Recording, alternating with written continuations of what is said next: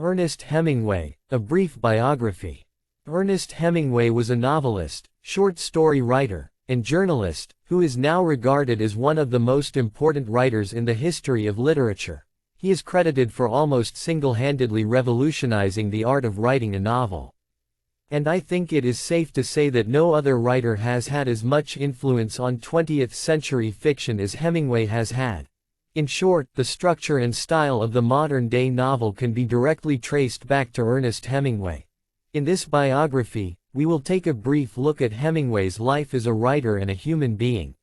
Ernest Hemingway was born on the 21st of July 1899, in Oak Park, Illinois, just west of Chicago. Hemingway's father, Clarence Hemingway, was a physician, and his mother, Grace Hemingway, was a well-known musician in Oak Park. From an early age, when the Hemingway family went on holiday to northern Michigan, Hemingway went along with his father to fish, hunt, and camp in the woods and near the lakes of northern Michigan. It was on these trips that Hemingway learned how to hunt and fish. These childhood experiences instilled in him a lifelong passion for hunting, fishing, and other forms of outdoor adventures.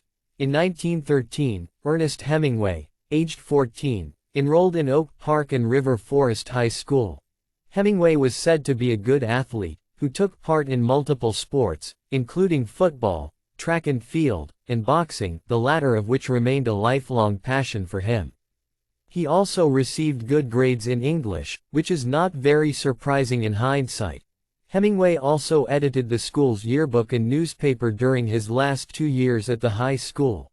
In 1917, Hemingway, aged 18, finished high school and went to work as a reporter for the Kansas City Star for 6 months. His time there as a reporter greatly influenced his future writing style.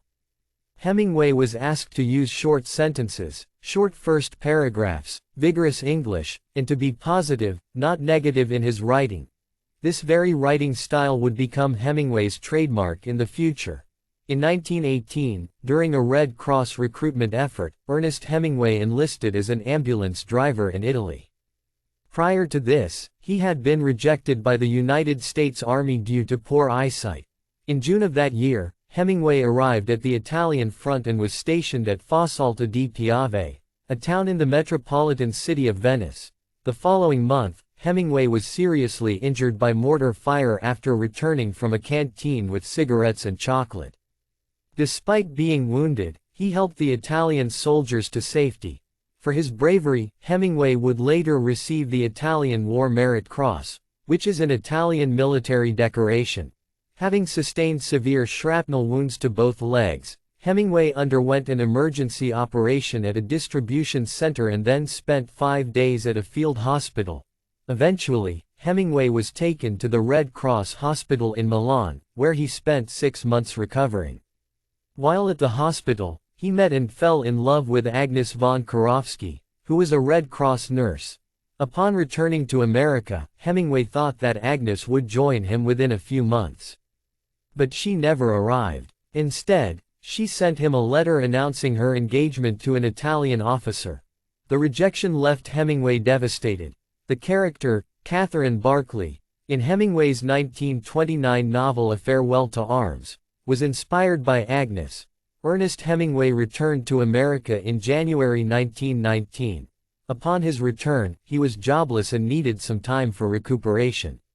Shortly thereafter, a family friend offered him a job in Toronto, which he accepted.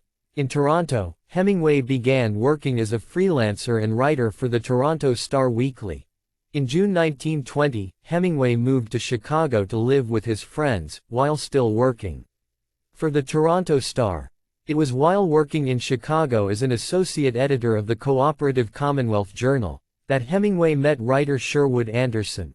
Ernest Hemingway first met Hadley Richardson when she had come to Chicago to visit the sister of his roommate. Even though she was 8 years older than him, Hemingway was immediately smitten by her. After corresponding for a few months, the two decided to get married and travel to Europe. Hemingway and Hadley were married on the 3rd of September 1921. 2 months later, Hemingway was offered the job of a foreign correspondent by the Toronto Star. He accepted the offer, and on Sherwood Anderson's suggestion, He and Hadley left for Paris. It is said that Anderson suggested Paris to them because Paris was an inexpensive place to live in, and also because many interesting artists and writers of the time lived there. Upon their arrival in Paris, Hemingway and Hadley lived in a small walk-up in the Latin Quarter of Paris, situated on the left bank of the Seine, around the Sorbonne. And Hemingway rented a room in a nearby building in order to write. In Paris, Hemingway met Gertrude Stein, an American art collector and writer. Stein was a central figure of the artistic movement in Paris, a champion of modernism. Stein quickly became Hemingway's mentor in Paris. She introduced him to the expatriate writers and artists, more popularly known as the Lost Generation. Through Stein, Hemingway met artists such as Pablo Picasso and Joan Miro. Later on, Hemingway also met Ezra Pound and forged a strong friendship with him. Pound recognized Hemingway's talent right away and tried to assist him in furthering his career as a writer. Through Pound, Hemingway met the Irish writer James Joyce, and the two of them occasionally drank together. In 1923, Hemingway and Hadley returned to Toronto, where their son John Hadley Nicanor was born. While Hemingway was in Toronto, his first book 3 Stories and 10 Poems was published in Paris in 1923. Within a few months, his second book In Our Time was published. The book contained 6 vignettes and 12 short stories. Hemingway quickly got bored of life in Toronto and began to miss Paris. He wished to live the life of a writer, rather than that of a journalist. In January 1924, Ernest Hemingway returned to Paris along with his family, and they moved into a new apartment. In Paris, Hemingway met the English novelist Ford Madox Ford and began to assist him in editing the Transatlantic Review, which had published some of Hemingway's earlier stories. One of these stories, Indian Camp, was published in Hemingway's second book In Our Time, receiving high praise from the critics, who lauded Hemingway's crisp and direct style of writing. During this time, Hemingway met fellow American writer F. Scott Fitzgerald and the two became good friends. Hemingway read Fitzgerald's recently published novel The Great Gatsby and liked it very much. It is said that Fitzgerald's novel inspired Hemingway to write his first novel. Hemingway and Hadley visited Spain in 1923. They went to the Festival of San Fermin in Pamplona, which was where Hemingway first became fascinated with bullfighting. In July 1925, Ernest Hemingway began writing the draft of his first novel The Sun Also Rises. The story portrays British and American expatriates traveling from Paris to the Festival of San Fermin in Pamplona to watch the bullfights.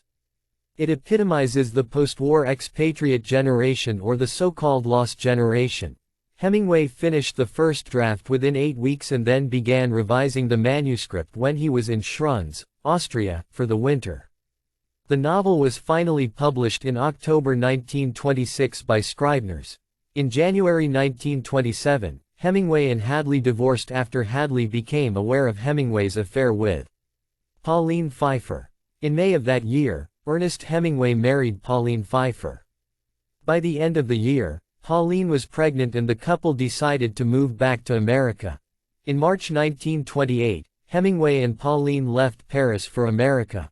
Upon arriving in America, Hemingway and Pauline moved to Key West, Florida, where Pauline's uncle bought a house for the couple. The second floor of the house was converted into a writing studio for Hemingway. Here, Ernest Hemingway began working on his second novel A Farewell to Arms, set during the Italian campaign of World War I. The novel was published in September 1929, and it established Hemingway as a major American writer. Hemingway was happy but restless with his life in Key West. He frequently invited his friends, such as the writer John Dos Passos and the painter Waldo Pierce, on fishing and boat trips. While Hemingway's base was in Key West, he continued to travel to Europe and Cuba. In 1933, Ernest Hemingway went on his first among many trips to Africa. Hemingway and Pauline first visited Kenya and then went on to visit Tanganyika, where they hunted in the Serengeti. The 10-week-long trip provided Hemingway with a lot of material for his writing. His subsequent works such as The Short Happy Life of Francis Macomber, The Snows of Kilimanjaro, and Green Hills of Africa, were all inspired by this trip. In 1937, Ernest Hemingway went to Spain to cover the Spanish Civil War for the North American newspaper Alliance Nana. In Spain, Hemingway was joined by Martha Gellhorn, an American writer and journalist, who is now regarded as one of the best war correspondents of the 20th century. Martha Gellhorn would eventually become Hemingway's third wife. While in Spain, Hemingway wrote his first and only play, The Fifth Column.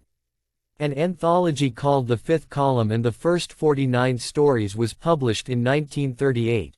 Hemingway was present at the Battle of the Ebro, which was the longest and largest battle of the Spanish Civil War, taking place between July and November 1938. He was one of the last journalists to leave the battle scene. In 1939, after the end of the Spanish Civil War, Ernest Hemingway moved to Cuba. By now, Hemingway had separated from Pauline. Martha joined him in Cuba, and they rented a 15-acre property 15 miles away from Havana. In 1939, Hemingway began writing the draft of For Whom the Bell Tolls, which was about a young American volunteer attached to a Republican guerrilla unit during the Spanish Civil War. Hemingway finished the final draft of the novel in July 1940 and the novel was published in October 1940. The novel was a great success. It was nominated for the Pulitzer Prize and enhanced Hemingway's stature in the literary world. After Hemingway's divorce from Pauline was finalized, he married Martha on the 20th of November 1940, in Wyoming. In May 1944, Ernest Hemingway went to Europe to cover the Second World War. Upon his arrival in London, Hemingway met American journalist Mary Welsh, who would eventually become his fourth wife. Hemingway went along with the troops to the Normandy landings but was not allowed to go ashore, as no correspondents were permitted to land on that first day. The landing craft came under heavy fire before turning back. Hemingway would later write about how he witnessed many of the troops get shot and fall on the beach. In July, Hemingway attached himself to the 22nd Infantry Regiment, which was commanded by Colonel Charles Buck Lanham. The regiment was on its way to Paris when Hemingway joined them. Hemingway and Lanham became close friends. Hemingway greatly admired Lanham and described him as the finest, bravest, and most intelligent military commander he had ever known. Lanham was the inspiration for Colonel Cantwell in Hemingway's 1950 novel Across the River and Into the Trees. Hemingway was also present at the liberation of Paris on the 25th of August 1944. Later on, Hemingway was awarded a Bronze Star for his bravery during the war.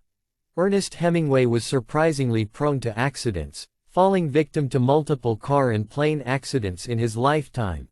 These accidents often left him with serious and sometimes everlasting wounds and injuries, which would trouble him for the rest of his life. The successive deaths of many of his close friends and his heavy drinking habits slowly began to push him into depression. He began to suffer from weight problems, high blood pressure, and diabetes.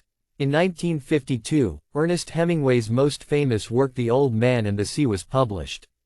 The novella tells the story of an aging Cuban fisherman named Santiago, who struggles to catch a huge marlin off the coast of Cuba.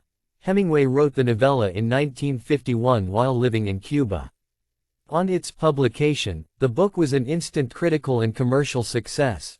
And in 1953, the novella was awarded the Pulitzer Prize for Fiction, making Hemingway even more popular internationally. The following year, Hemingway won the Nobel Prize in Literature. However, he chose not to travel to Stockholm to receive the prize, as he was suffering from pain due to his plane accidents in Africa. Instead, he sent a speech to be read. The Old Man and the Sea was an important factor in deciding to award Hemingway the Nobel Prize. In 1956, while on a trip to Paris, Ernest Hemingway retrieved some trunks of his which he had stored in the Ritz Hotel in 1928. In the trunks, Hemingway discovered many notebooks full of writings from the years he lived in Paris. These notebooks provided him with great material for his next work. The following year, Hemingway returned to Cuba and began to edit the writings in his notebooks into his memoir A Movable Feast. Simultaneously, he also worked on other unfinished projects. During this period of intense writing, Hemingway slid into depression and was never able to recover again. In 1960, Hemingway and Mary left Cuba for good and eventually moved to Idaho. Hemingway was constantly paranoid and worried, convinced that he was being watched by the FBI, which was apparently true. Unable to look after him anymore, Mary took Hemingway to Mayo Clinic in Minnesota for hypertension treatments. At the Mayo Clinic, Hemingway underwent multiple electroshock treatments.